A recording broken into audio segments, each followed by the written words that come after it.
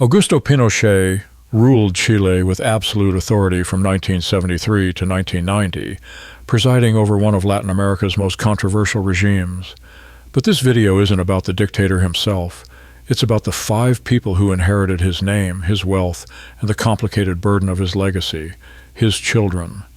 What happens to the sons and daughters of absolute power once that power is gone? Some defended their father publicly until the end. Others retreated into silence. Fortunes were made, lost, and fought over. Lawsuits divided siblings.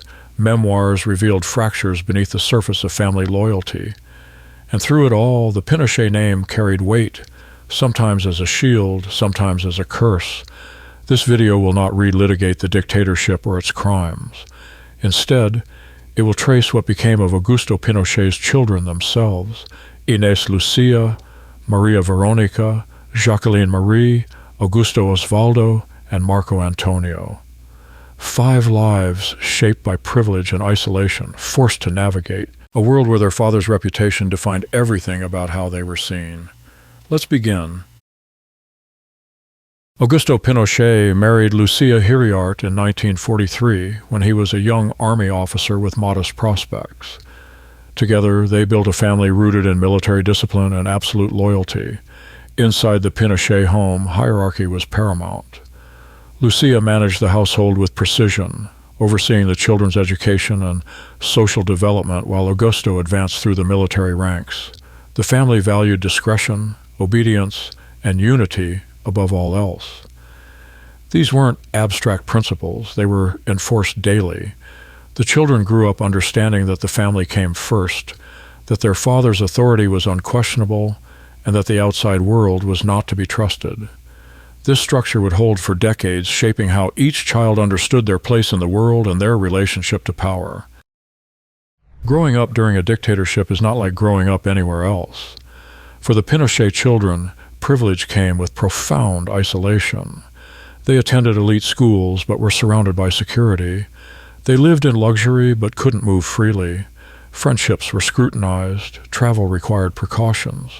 Ordinary Chilean life, the protests, the disappearances, the economic struggles, happened somewhere outside their protected sphere. The regime's enemies saw them not as individuals but as extensions of their father. Supporters treated them with deference that had little to do with who they actually were. This created a distorted social environment where genuine relationships were nearly impossible. Each child would respond to this isolation differently, but none escaped it entirely. By the time the dictatorship ended, they had spent their formative years in a world that bore little resemblance to the democracy Chile would become. Inés Lucía Pinochet Hiriart was born on March 14, 1943, in Santiago, Chile. She arrived just months before her parents' marriage, when Augusto Pinochet was still establishing himself as a career military officer. As the eldest child, Inés occupied a special position in the family hierarchy. She was the first to experience both the benefits and the pressures of being a Pinochet. Her early years were spent in relative obscurity. The family lived modestly by later standards, moving between military postings as Augusto's career progressed. These were formative years for Inés, shaped by her mother's strict expectations and her father's increasing authority within the armed forces. Life in a military household meant constant relocations, rigid schedules, and an emphasis on appearance and protocol. Lucía Hiriart managed these transitions with precision, ensuring the children maintained their education and social standing regardless of where the family was stationed. For Inés, this meant adapting repeatedly to new environments while maintaining the composure expected of an officer's daughter. Her mother's influence was particularly strong. Lucía instilled in her eldest daughter a sense of duty to the family and an understanding that their reputation depended on discretion and loyalty. These lessons would stay with Inés throughout her life, shaping her eventual role as one of the family's most visible defenders. Inés pursued training as an educator, a profession considered appropriate for women of her social class during that era. She completed her studies and began working in educational settings, though her career would always be secondary to her family identity. By the time her father seized power in 1973, Inés was already an adult, witnessing the transformation of her family's status from the inside. The shift from military wife's daughter to dictator's daughter was profound. Doors opened that had been closed. Social circles expanded, but so did scrutiny and risk. Inés navigated this transition by leaning into the family's narrative of duty and sacrifice, positioning herself not as someone enjoying privilege, but as someone bearing the weight of public service. In the years following the dictatorship, Inés moved into local politics, serving on the municipal council of Vitacura, an affluent Santiago neighborhood. This wasn't a retreat from her father's legacy, it was an embrace of it. She aligned herself with right-wing political forces that viewed Pinochet's regime favorably, making no apologies for her family history. Her political positioning was clear and unapologetic. She spoke publicly about her father's accomplishments, defended his economic policies, and rejected characterizations of his regime as criminal. This made her a polarizing figure, celebrated by some sectors and reviled by others. Unlike some of her siblings, Inés chose visibility over anonymity. Inés married and had children of her own, building a family while maintaining her role as guardian of the Pinochet name. Her descendants grew up with the same surname and the same complicated inheritance. She raised them with the values her mother had instilled in her: loyalty, discretion, and an unwavering defense of family honor. Compared to her siblings, Inés remained the most publicly visible. She gave interviews, attended commemorations, and participated in events honoring her father's supporters. This visibility came with costs, threats, criticism, and constant association with Chile's most divisive historical period, but she never wavered. Inés's loyalty to her father was absolute, even during his legal troubles, the house arrest in London, the investigations in Chile, the frozen bank accounts. She stood by him publicly. She visited him, defended him in the media, and organized support among his remaining allies. When Augusto Pinochet died in December 2006, Inés was among those who most visibly mourned, refusing to apologize for her grief or her conviction that history would vindicate him. Her relationship with her mother, Lucia Hiriart, was equally strong. After Augusto's death, Lucia became the family matriarch, and Inés served as one of her closest allies. They shared a worldview and a commitment to preserving the family's version of events. When inheritance disputes erupted among the siblings, Inés aligned firmly with her mother's interests, contributing to fractures that would define the family's later years. María Verónica Pinochet Hiriart was born in 1945, 2 years after Inés. As the second daughter, she occupied a different position in the family structure, less burdened by the expectations placed on the eldest, but still very much part of the inner circle. Her childhood followed a similar pattern to Inés's: military relocations, strict upbringing, and the gradual awareness of her father's rising status. María Verónica was known within the family as more reserved than her older sister, less interested in public attention, and more focused on private family life. This temperament would shape her entire trajectory.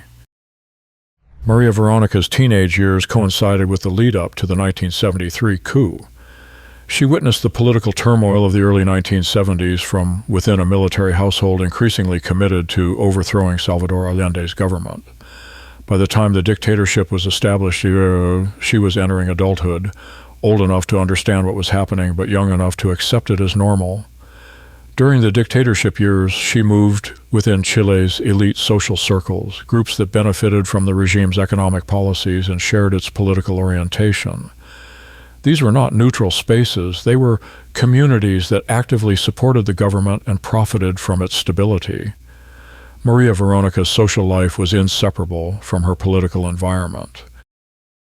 María Verónica married Julio Ponce Lerou, a businessman who would become one of Chile's wealthiest individuals. Ponce Lerou built his fortune in the lithium and fertilizer industries, particularly through his control of Sociedad Química y Minera de Chile, known as SQM. This marriage connected the Pinochet family directly to Chile's economic elite in ways that went beyond mere social status. The relationship between political power and economic opportunity in Chile during and after the dictatorship was complex and often controversial. Ponce Leroux's business success occurred within an economic system shaped by Pinochet's policies. Whether this constituted unfair advantage or simply good business depended largely on one's political perspective. What was undeniable was that Maria Veronica's marriage tied her to significant wealth and influence. Maria Veronica and Julio Ponce Lerou had 4 children together, creating a new generation that would inherit both the Pinochet name and substantial economic resources. She focused her energy on raising these children and managing the social responsibilities that came with her position. Unlike Inés, she rarely gave interviews or made public statements about her father's legacy. Within the extended Pinochet family, Maria Veronica served as a stabilizing presence, someone who maintained relationships, organized family gatherings, and worked to preserve unity even as tensions emerged. Her role was less about public defense and more about private management. Maria Veronica's public silence was strategic rather than accidental. She avoided political roles and declined most media requests, understanding that visibility brought risk without corresponding benefit. Her influence operated through family networks and social connections rather than formal positions or public statements. This approach allowed her to maintain her lifestyle and protect her children from the spotlight while still supporting her family's interests. She attended private events, contributed to family decisions, and remained connected to her parents, but always from behind the scenes. Maria Veronica's relationship with her father was affectionate but less publicly demonstrative than Inés's. She visited him during his legal troubles and stood by the family during difficult periods, but she didn't position herself as a spokesperson or defender. Her loyalty was expressed through presence rather than words. After Augusto's death, her relationship with her mother, Lucia Hiriart, remained strong, though she attempted to stay neutral during inheritance disputes. This neutrality became increasingly difficult to maintain as legal battles intensified and siblings chose sides.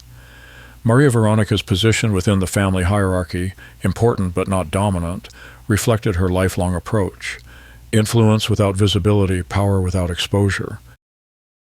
Jacqueline Marie Pinochet Hiriart was born in 1960, 13 years before the coup that would transform her family's status. By the time she was old enough to form memories, her father was already deeply involved in the political maneuvering that would lead to the overthrow of Salvador Allende. Her childhood, unlike that of her older sisters, would be spent entirely within the context of dictatorship. This timing matters because Jacqueline never experienced ordinary family life. From her earliest years, she was the daughter of Chile's most powerful man. Security, isolation, and privilege were the only reality she knew. Jacqueline's childhood was defined by protection and distance. While her older siblings had some memory of life before power, she had none. Every friend was vetted, every outing required security, every aspect of normal childhood was filtered through the lens of her father's position. This created a profound sense of isolation, even within the family. Her mother, Lucia Hiriart, managed Jacqueline's upbringing with the same discipline she applied to everything else. Education was important, appearance was important, and discretion was paramount. But there was also an emotional distance, a coldness, that Jacqueline would later describe in ways that contrasted sharply with the family's public image of unity and affection. The role of her father was complex. Augusto Pinochet was often absent, consumed by the demands of ruling. When present, he was authoritative and emotionally remote. Jacqueline grew up with the weight of his name, but without the warmth of his consistent presence. When the dictatorship ended in 1990, Jacqueline was 30 years old. Unlike Inés, she showed no interest in defending her father's legacy publicly or entering politics. Unlike Maria Veronica, she wasn't married into economic power. Instead, she attempted something more difficult, building a life separate from her family's identity. This was never fully possible. The Pinochet name opened some doors and closed others. Job opportunities were complicated by her surname. Social relationships were shaped by people's reactions to who her father was. She could not simply be Jacqueline. She was always Jacqueline Pinochet. Jacqueline married and had children, attempting to create the kind of family normalcy she herself had never experienced. She kept these relationships private, avoiding the media attention that followed her older sister Inés. There was a deliberate desire for anonymity, a wish to protect her children from the scrutiny and burden she had carried. This desire for privacy was not about shame, it was about creating space for a life that wasn't defined entirely by her father's choices. She wanted her children to have opportunities she had missed, ordinary friendships, freedom of movement, the ability to be judged on their own merits rather than their grandfather's reputation. In 2002, Jacqueline published an autobiography titled Calais, Bucharest 340. The book's title referred to her childhood home, and its contents offered a perspective on the Pinochet family that differed significantly from the public narrative maintained by Inés and Lucía. Jacqueline described a childhood marked by emotional distance, excessive control, and the psychological weight of living under constant security. She portrayed her mother as cold and domineering, her father as absent and authoritarian. The book was not a political denunciation of the dictatorship, it was a personal account of what it cost to be raised inside it. The memoir fractured the family's unified front. Inés and Lucía viewed it as a betrayal. Other siblings reacted with varying degrees of sympathy or distance. For Jacqueline, the book was a form of liberation, a way of claiming her own story separate from the one her family wanted told. When legal battles over Augusto Pinochet's estate erupted, Jacqueline found herself in direct conflict with her mother and some of her siblings. She filed legal complaints alleging financial irregularities and unfair distribution of assets.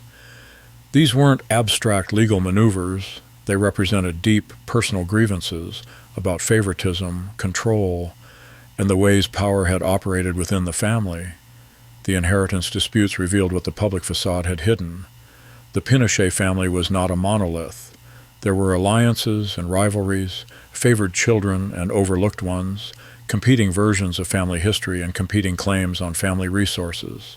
Jacqueline's willingness to fight publicly exposed these divisions in ways that embarrassed those who had invested in maintaining the image of unity.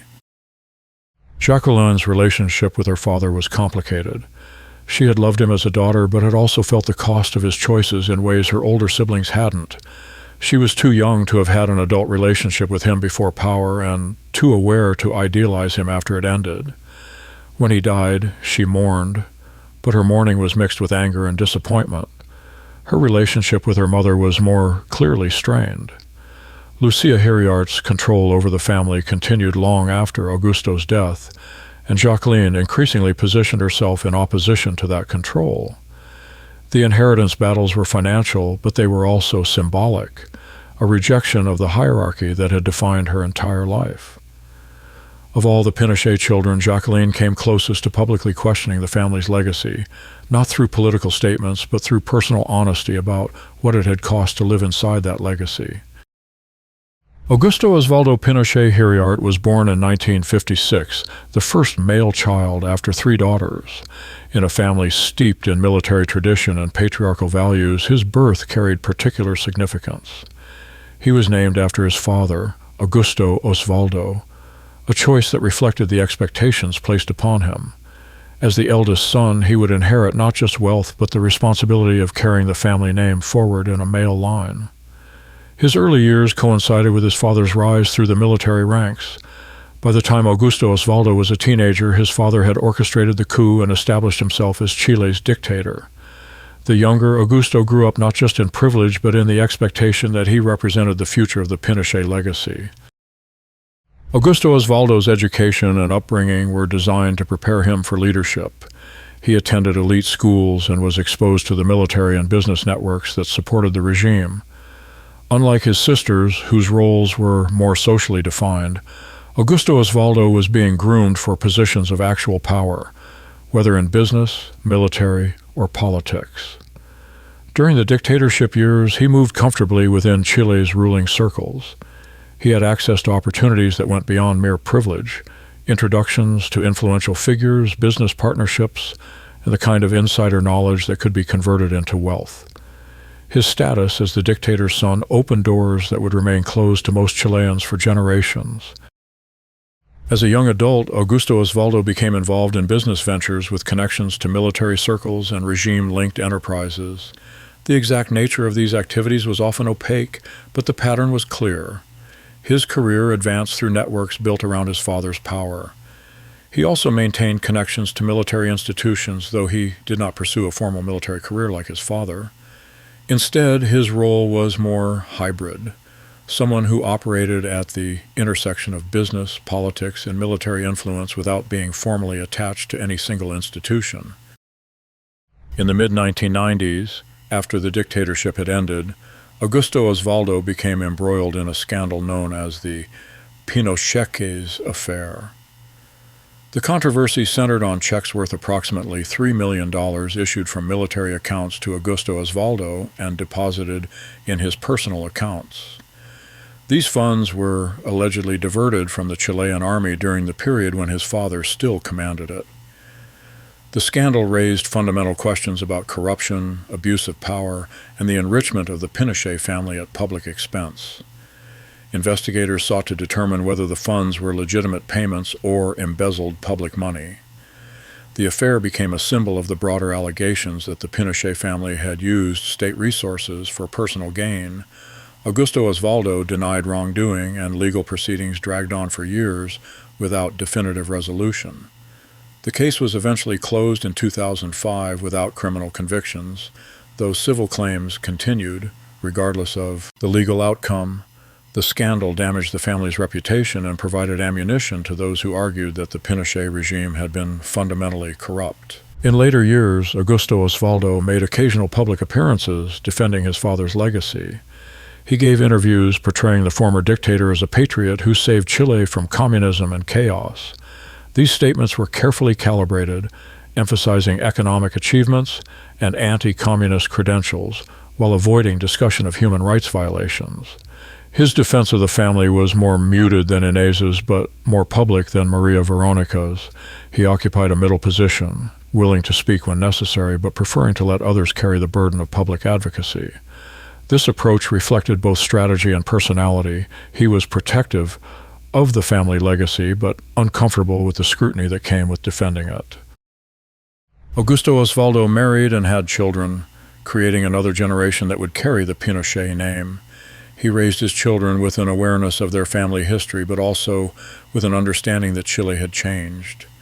The country they would inherit was democratic, more critical of the dictatorship and less willing to accept the justifications that had once seemed sufficient. His family life was kept relatively private. Unlike some of his siblings, he did not seek public attention for his children or attempt to position them within political or social movements. There was an awareness that the Pinochet name carried risk as well as privilege.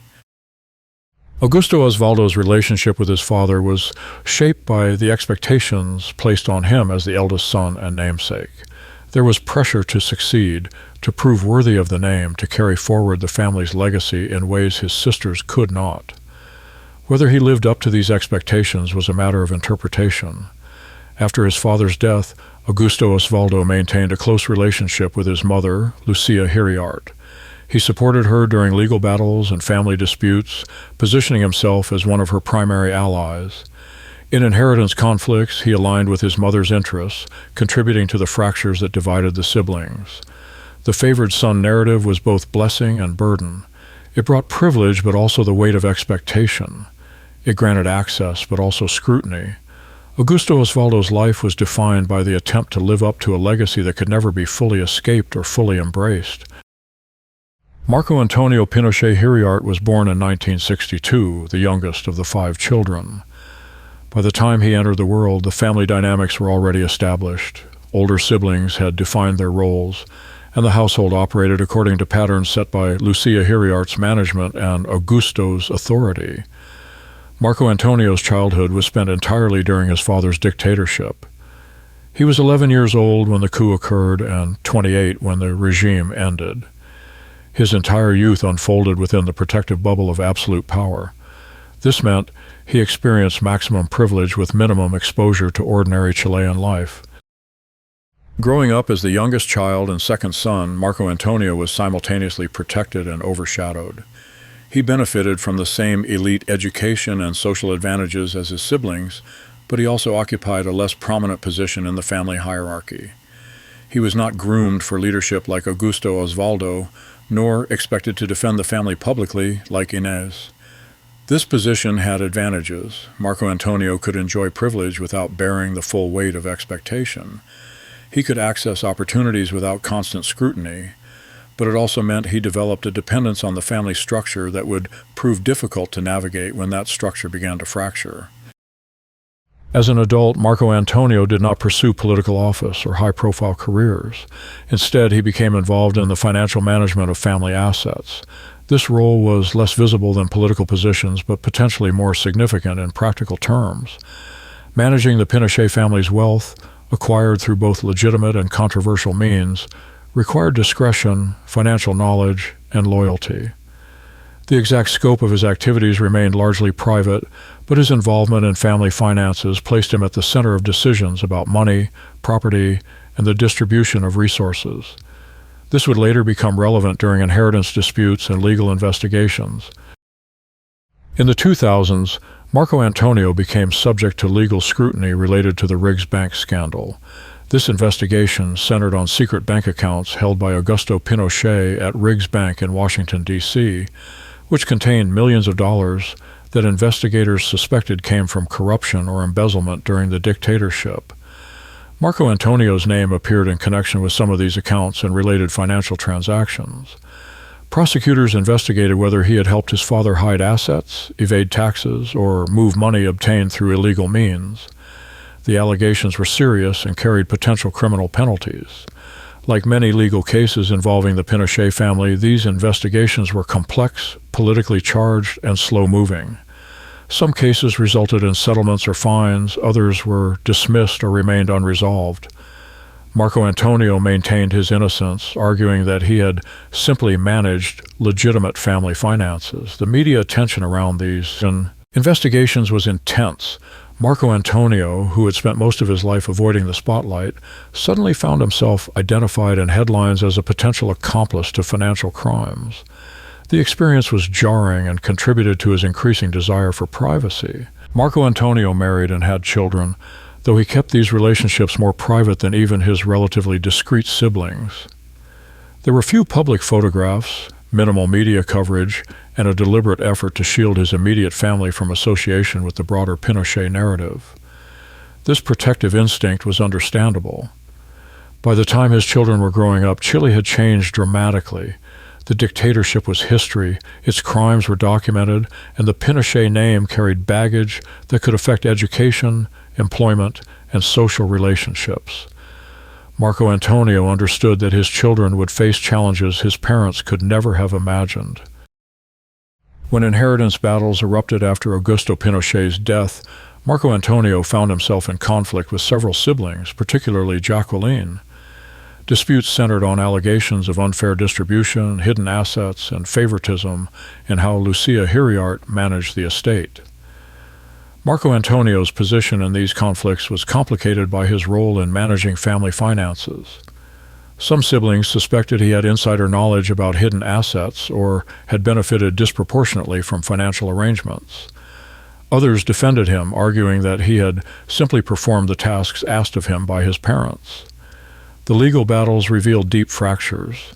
Siblings who had maintained a facade of unity during their father's life now fought openly over money, property, and control.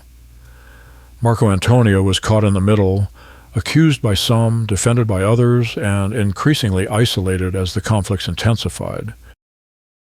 Marco Antonio's relationship with his father was less documented than that of his older siblings. As the youngest son, he had fewer years of adult interaction with Augusto before the dictator's death, but there was evidence of a functional bond. Marco Antonio visited his father during legal troubles and stood by the family during difficult moments. His relationship with his mother, Lucía Hiriart, was characterized by strong dependency. As her youngest child, he maintained close contact with her, even as other siblings drifted away or entered into conflict. This loyalty positioned him as one of her allies during inheritance disputes, though it also made him a target for siblings who viewed Lucía's management of the estate as unfair. Marco Antonio's trajectory reflected the challenges facing all the Pinochet children: how to build a life when the family name carried such weight, how to navigate wealth obtained under controversial circumstances, and how to relate to parents whose legacy would forever shape how the world saw their children. When Augusto Pinochet died in December 2006, he left behind 5 children who had each navigated the burden of his legacy in radically different ways. Inés had become a public defender, speaking openly in favor of her father's record and refusing to apologize for her family history. Maria Verónica had chosen silence and privacy, wielding influence through social networks rather than political platforms. Jacqueline had written a memoir exposing the emotional costs of her childhood and entered into legal battles challenging the family's financial arrangements. Augusto Osvaldo had attempted to carry forward the family name while managing the scandals that threatened it. Marco Antonio had retreated furthest from public view, managing assets while trying to protect his own family from scrutiny. These divergent paths reflected not just different personalities, but different relationships to power, memory, and responsibility. Some embraced the legacy, others questioned it. Some defended it publicly, others carried it privately. But none could escape it entirely. The inheritance disputes that followed Augusto's death accelerated the family's fragmentation. Siblings who had maintained unity during their father's life now fought openly over money and property. Jacqueline filed legal complaints. Augusto Osvaldo and Marco Antonio aligned with their mother. Inés worked to preserve the family's public image even as private conflicts intensified. Maria Verónica attempted neutrality but was forced to choose sides. These battles were about more than money. They were about control, favoritism, and competing versions of family history. They revealed that the unity the Pinochet family had projected for decades was in many ways an illusion maintained by their father's authority and their mother's management. Once that structure weakened, the underlying tensions erupted. Today, a new generation carries the Pinochet name. Grandchildren and great-grandchildren who never knew Augusto Pinochet personally, but who inherit the consequences of his choices. Some have taken their mother's surnames to avoid association. Others have embraced the name, whether out of pride or acceptance. This younger generation faces questions their parents could defer. What does it mean to be a Pinochet in contemporary Chile? How do you reconcile family loyalty with historical reality? What responsibility, if any, do descendants bear for actions taken before they were born? Some have chosen silence, avoiding media attention and building lives as separate as possible from their family history. Others have engaged cautiously with the past, acknowledging complexity without endorsing their grandfather's regime. A few have taken positions defending his legacy, continuing the work their Aunt Inés began. The diversity of responses among descendants mirrors the diversity among Augusto Pinochet's own children. There is no single Pinochet family position. There are multiple positions, competing narratives, and ongoing disagreements about memory, responsibility, and legacy. More than 18 years after Augusto Pinochet's death, his children continue to navigate the inheritance he left them. It's an inheritance that includes financial resources, but also legal vulnerabilities, social complications, and the permanent association with Chile's most divisive historic period. The Pinochet name opens some doors and closes others. It grants access to certain networks while excluding them from others. It connects them to people who view the dictatorship favorably and alienates them from those who view it as criminal. It's simultaneously an asset and a liability, a source of pride for some family members and a burden for others. What remains of absolute power once it's gone? In the case of the Pinochet children, the answer is complex. Wealth remains, though it's contested and diminished.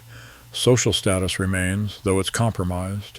Loyalty remains, though it's fractured, and the name remains permanent, inescapable, and forever linked to 17 years of Chilean history that continue to divide the nation. This video has traced 5 lives shaped by privilege and isolation, by choices made before they were old enough to consent, by a father whose power defined everything about how they were seen. Inés Lucía, María Verónica, Jacqueline Marie, Augusto Osvaldo, and Marco Antonio, 5 people who shared a surname and little else. Their stories don't offer easy conclusions or moral lessons. They simply show what happened to the children of absolute power once that power ended.